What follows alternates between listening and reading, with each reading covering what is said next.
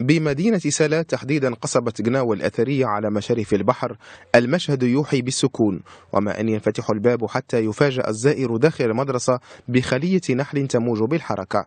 داخل خيمة كبيرة يقوم طلبة مدرسة شمسي للسيرك بتداريبهم اليومية. الطريقة المعتمدة هنا في التكوين تركز على تشجيع الطلاب على التمتع بحس ابتكاري وإبداعي يحمل صبغة مغربية. هادو دراري جايين من المغرب كامل، جاو باش يديروا السيرك ويتعلموا ليه ويديروه كمهنه مستقبليه، وبخلاف هادشي اللي كنسمعوا في الميديا بان هادو دراري من الشارع وفي وضعيه غير مستقره. هادشي كله ما كاينش. جينا للمدرسه باش نتعلموا السيرك باحترافيه، والدليل على هذا هو ان كيجيو لي زابرونتي من برا باش يدوزوا ستاج هنايا ويتعلموا وياخذوا تجربه. عرفت مدرسة السيرك إقبالا ونجاحا في صفوف الأطفال والشباب، اعتبارا من عام 2009 حين حصل المشروع النموذجي الذي أشرفت عليه الجمعية المغربية لمساعدة الأطفال في وضعية صعبة على رخصة من السلطات المغربية لتصبح مدرسة شمسي الأولى من نوعها في المملكة.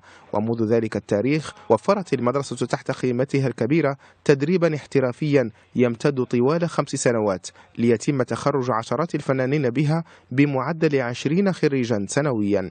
الميزه الاولى هي يكون اكروبات، يكون كيدير داكشي ديال الاكروباسي، ويكون عنده شي موهبه اخرى من بحال الموسيقى ولا المسرح ولا لا دونس. في الاول كنجيو كنخدموا معاهم كما عرفتي هما كيتعلموا الاكروباسي غير في الزنقه وداك الشيء، ما كتكونش مخدومه بلا تكنيك كيف ما خدمناها حنا في لا جيمناستيك. دونك هذيك انايا داكشي اللي كنعرفوا في لا جيمناستيك ولا ديك لا تكنيك كنصحح ليهم الحركات ولي تكنيك وداكشي. متواجدين عندنا في المدرسه الاختصاصات متعدده اللي كتميز بالسيرك المعاصر، يعني اختصاصات هوائيه اللي كنسميوها لي زاغري ايريان، اختصاصات ديال لاكروباسي، اختصاصات ديال الجونغلاج، اختصاصات جماعيه اللي يمكن يشتغلوها بصفه بشكل جماعي. منذ عام 2009 تستقبل المدرسة طلبة من كل أرجاء المغرب لتتحول بذلك من التكوين الاجتماعي إلى التكوين الاحترافي في فنون السيرك المعاصر وفق برامج متنوعة في السيرك والموسيقى والمسرح والرقص، إضافة إلى تدريبات رياضية اللازمة لإتقان الألعاب الهوائية كالجمباز والمراجيح والمشي على الحبال وبناء الأهرامات البشرية.